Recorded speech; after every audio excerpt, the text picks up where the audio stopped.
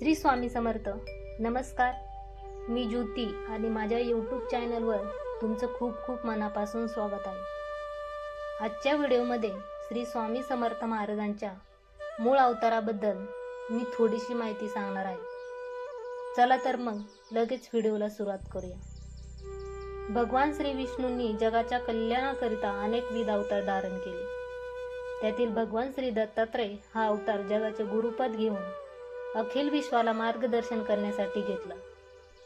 इसवी सन 1149 मध्ये शेलीखेडे या गावात पंजाबमधून प्रकट होऊन भगवान श्री दत्तात्रयांनी आगळावेगळा बुद्धीला अगम्य असा श्री स्वामी समर्थ अवतार धारण केला. 229 वर्ष श्री स्वामी समर्थ महाराज हे अखिल विश्वामध्ये चीन, मलाया, सिंगापूर व संपूर्ण भारतभर भ्रमण करीत होते. इसवी सन 1378 मध्ये पिठापूर येथे श्रीपाद श्री वल्लभ हे नवीन नामाभिमान धारण करून सुमारे 150 वर्ष अंधश्रद्धा दूर करून खऱ्या देवाची ओळख विश्वाला करून दिली. इसवी सन 1528 मध्ये कारंजा येथून श्री नृसिंह सरस्वती या अवतारात सुमारे 100 वर्ष कार्य केले. याच काळात औदुंबरवाडी, गाणगापूर यासारखी महान तीर्थक्षेत्रे तयार केली. संपूर्ण भारतात धर्मजागृती करून हिंदू साम्राज्याची स्थापना केली.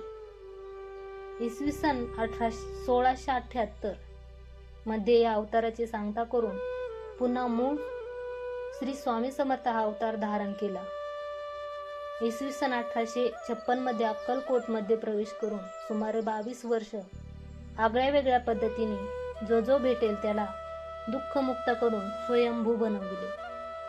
अनन्य भावाने चिंतन केल्यास सर्व प्रकारच्या योगक्षेमाची हमी दिली. इसवी सन 1878 मध्ये समाधी घेतल्याचे केवळ नाटक करून लौकिकदृष्ट्या देह संपविला.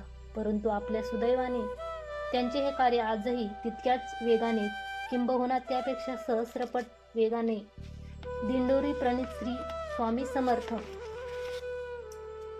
आध्यात्मिक सेवा मार्गातून सुरू आहे.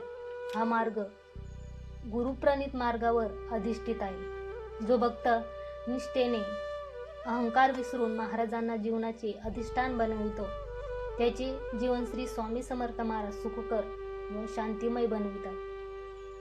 श्री स्वामी समर्थ महाराज हे एक शक्ती व तत्व असून श्री स्वामी समर्थ हा एक शक्तिमान मंत्र आहे.